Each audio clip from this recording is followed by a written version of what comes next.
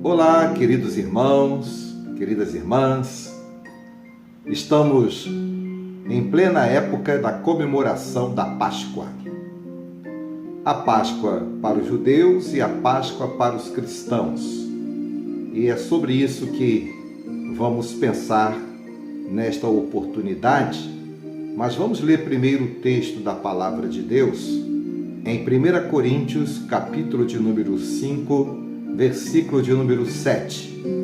Diz assim: Alimpai-vos, pois, do fermento velho, para que sejais uma nova massa, assim como estáis sem fermento, porque Cristo, nossa Páscoa, foi sacrificado por nós. Quero repetir a última parte deste versículo. Cristo, nossa Páscoa, foi sacrificado por nós. É esse o tema que quero pensar com você. Jesus Cristo, a nossa Páscoa. A carta que Paulo escreveu aos Coríntios trata da ação pastoral do apóstolo Paulo à igreja que estava na cidade de Corintos, com a oportunidade de falar àquela igreja e dar àquela igreja algumas orientações. O texto está inserido no contexto da mensagem que Paulo escreve aos crentes de Corintos, chamando-os à atenção quanto à inversão dos valores do culto. Era este o cenário que Paulo encontrou na igreja de Corintos, para a qual ele vai escrever, para orientá-los quanto ao verdadeiro culto ao Senhor.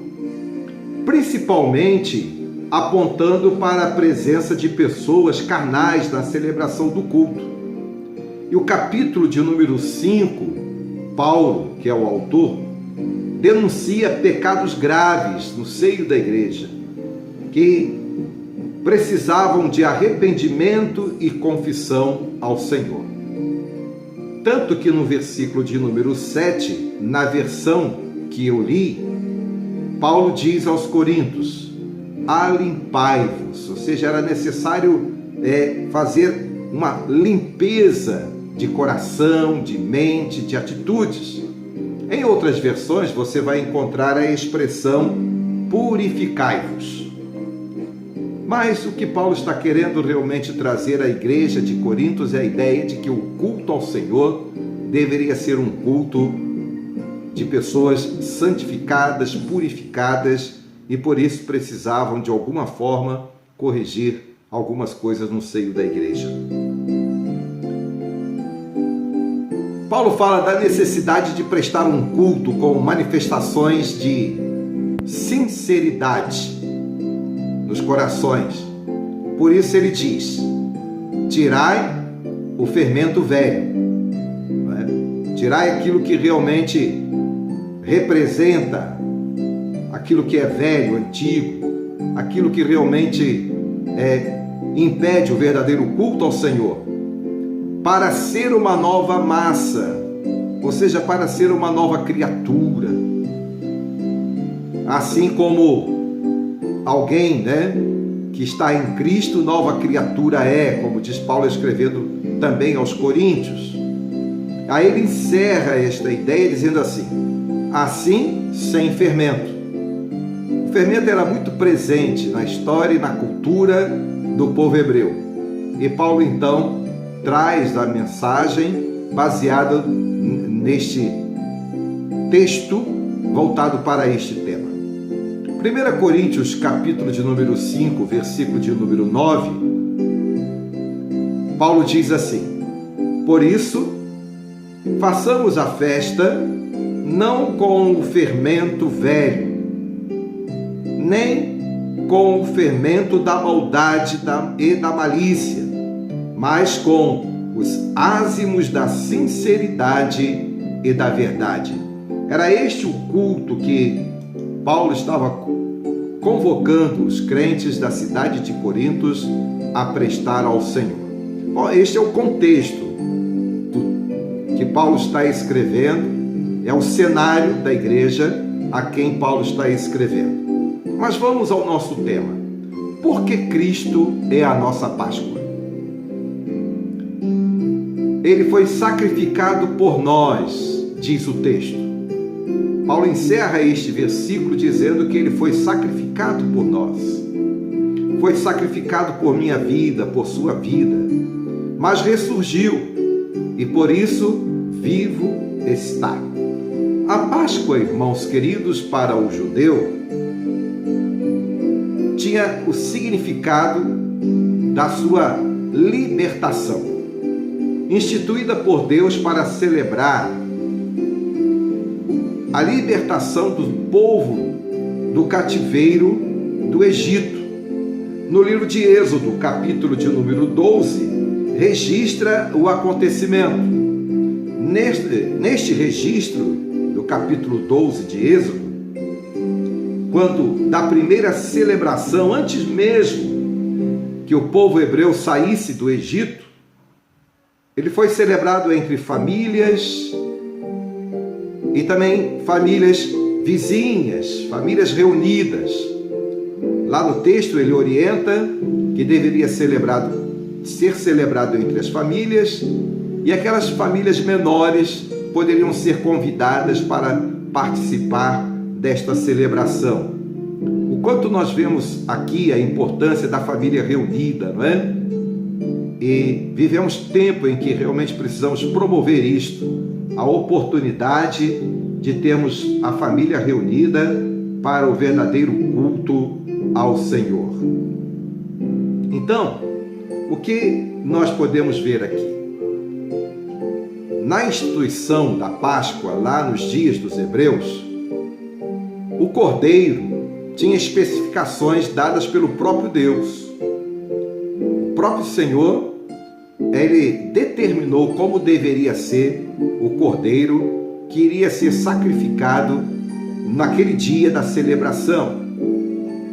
E o sangue deste animal, ele deveria ser colocado à porta, marcando a porta dos hebreus. E esta porta marcada seria um sinal da presença de homens e mulheres do Senhor daquela casa e, portanto, seriam libertos da praga dos primogênitos. Você se lembra que foram 10 pragas, né? E esta é a praga dos primogênitos, a praga derradeira da saída do povo, que realmente culminou com a saída do povo lá do Egito. Agora, a Páscoa para nós, os cristãos, celebra a libertação da condenação eterna. É pensarmos na libertação que Cristo tem para as nossas vidas como servos que somos do Senhor. Então é a nossa libertação do castigo eterno. É este o significado da Páscoa para nós, não é? É o sacrifício de Jesus na cruz, que ao terceiro dia ressurgiu. Entendendo um pouco mais a respeito da Páscoa, certamente não é coelhos, não são coelhinhos, chamados coelhinhos da Páscoa, também não são ovos de chocolates, nem barras de chocolates, nem mesmo um feriado para reunir parentes e amigos para momentos de diversão. O reunir amigos e parentes é até interessante, por se tratar até mesmo de uma época de feriado. Mas não é isto que é Páscoa. Precisa ser entendido como oportunidade de reflexão. E como nós precisamos, irmãos, irmãs, de refletir nos nossos dias quanto à nossa situação perante Deus. Sermos gratos, porque aqueles que já são crentes, serem gratos por Cristo Jesus, a nossa Páscoa, a nossa libertação. Oportunidade, então, de refletir quanto à missão de Jesus e a sua obra de libertação das nossas vidas. É a demonstração do perfeito amor de Deus. Refletir, não é, que a Páscoa para nós cristãos, é o perfeito amor de Deus demonstrado por Cristo Jesus por nós. João 3,16. Porque Deus amou o mundo de tal maneira que deu o seu Filho unigênito, o Cordeiro unigênito de Deus, que tira o pecado do mundo, para que todo aquele que nele crê não pereça, mas tenha a vida eterna. Páscoa, portanto, queridos, Jesus bradou na cruz a voz da nossa libertação: está consumado. É porque foi na cruz que Jesus consumou a obra da nossa libertação. Então, a Páscoa é o clamor da nossa libertação, não é? Que o Senhor Jesus ecoou na cruz do Calvário. Está consumado. Consumado o propósito de Deus de libertar o seu povo do pecado, da condenação eterna. Páscoa significa que Jesus, da cruz, consumou o propósito da reconciliação com Deus. O homem, por causa do pecado, foi destituído da graça de Deus, separado de Deus, mas por meio da cruz, nós somos restituídos à presença de Deus. Então a Páscoa traz-nos exatamente esta lembrança, que na cruz o Senhor Jesus consumou esta obra de reconciliação da minha vida, da sua vida com o Senhor. A Páscoa nos traz a lembrança da ressurreição de Jesus, porque ele não ficou na cruz. Na cruz ele derramou o seu sangue por nós. Seu sangue foi derramado para a nossa redenção. Mas ao terceiro dia, ele completou a obra da nossa libertação. Ele ressurgiu. Ele está vivo.